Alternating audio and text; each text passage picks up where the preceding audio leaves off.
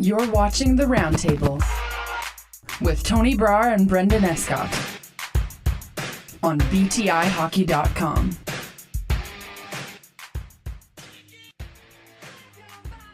Welcome to episode 5 of The Roundtable on BTIHockey.com. It's Tony Brar, it's Brar and Brenden Escott. We always got you covered, everything NHL, but today's a very special edition for those in oil country. It's the Edmonton Oilers clinching the first playoff spot in 11 years. What a difference a year makes, hey, Brendan Escott? We knew the time was soon, and finally we can say the time is now for the Oilers. They have officially clinched, even though, at least in my opinion, it was all but a sure thing, even leading up to that.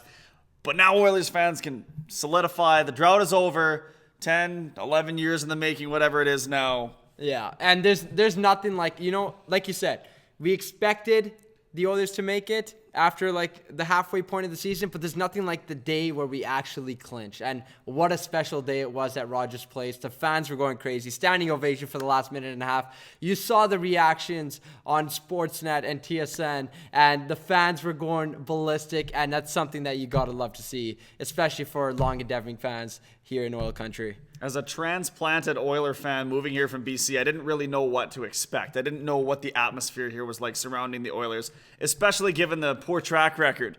And this town is absolutely ballistic about their hockey. I don't need to tell you that, but it's really special to see, and I'm really looking forward to seeing what it's like now when the playoffs come to town in a couple of weeks. So, Brendan, obviously we know this is the first time Oilers have clinched since 2006. What are some things that's happened since 2006? Let's give a rundown to the fans here. First and foremost, I went through puberty. Secondly, Tony's beard looks the exact same that I'm sure it did back then. Team Canada hockey, the men's version and the women's version, have won gold twice at the Olympics. Barack Obama has served 2 terms as the president of the United States. Sidney Crosby was a rookie in the league, and the Toronto Raptors drafted the disaster that was Andrea Bargnani first overall in the 2006 NBA draft. So those are just a few things that I found since the last time the Oilers were in the playoffs. I'm sure there's a plethora of others, but a little bit of a comedic factor there. Yeah, for sure. In 2006, from a hockey standpoint, the Atlanta Thrashers had 2 top 10 scorers in the National Hockey League. Do you know who they were? I do, actually. Ilya Kovalchuk and Mark Savard. Yeah, Mark Savard. A lot of people probably thought it was Danny Heatley, but he actually scored 50 goals for the Ottawa Senators that year, which was pretty spectacular. As you alluded to, Ovechkin and Crosby's rookie season scoring 106 and 102 points respectively, with Ovechkin winning the Calder. And the Maurice Rocket-Richard winner was Jonathan Cheechoo with 56 goals. Remember him? And that's when the Oilers met up with the San Jose Sharks in the second round of the 2006 playoffs and won by a series of 4-2, led by Thornton and Cheechoo, who were absolutely on fire that year. Now, they play the Sharks tonight, and as it stands right now, they might even be playing the Sharks in the first round this year. If everything starts today, that's how it happens. Sharks have a 2-1 lead in the series coming into tonight, and we're going to have to see these two teams are really evenly matched.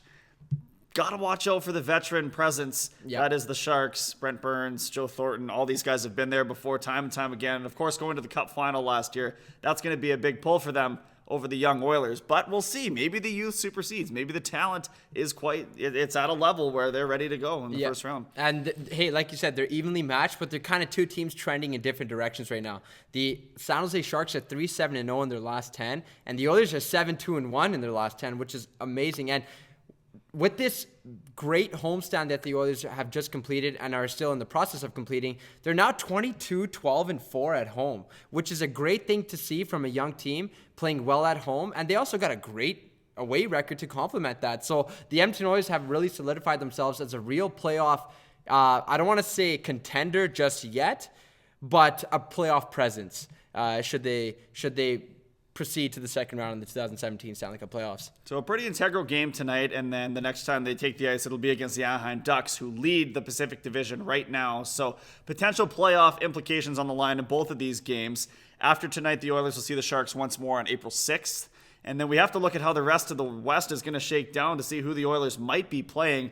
I'm salivating at the thought of a potential Battle of Alberta in round 1 or maybe even round 2 of the playoffs. Yeah, no, and as an Oilers fan, I am also salivating at the fact that, there's a potential of a Battle of Alberta coming up. But as a hockey fan, who doesn't want to see two California teams battle it out in the first round either? And then the winner of those two series meeting up in the second round.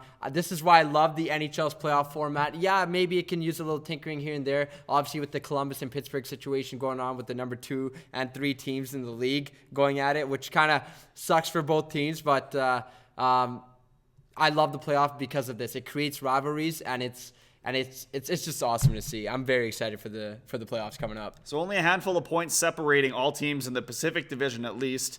The wild card teams seem to be pretty much set. LA is 10 points back of St. Louis or Nashville now. Whoever's in the second spot, it is Nashville. Yeah. So it's all but a sure thing now as in terms of who we're going to be playing. I think it should be the Sharks if everything stands pat, but even the possibility of a Battle of Alberta in round 1, I can't even imagine how ruckus this place would be. Hey, I don't want to get too far ahead of myself either, but let's just say the Oilers and the Flames can somehow win in round 1 together, then they'll be facing off for a pivotal round 2 matchup for a berth in the Western Conference Finals. Who do you think the Oilers are going to see in the first round? Is it the Sharks? Maybe the Ducks? Is it the Flames? Let us know on Twitter at Brenden Escott 5. At Tony Brar _. Or, of course, at Below the Ice. Thanks for watching, and I hope you guys enjoyed the special edition of BTI Hockey's The Roundtable.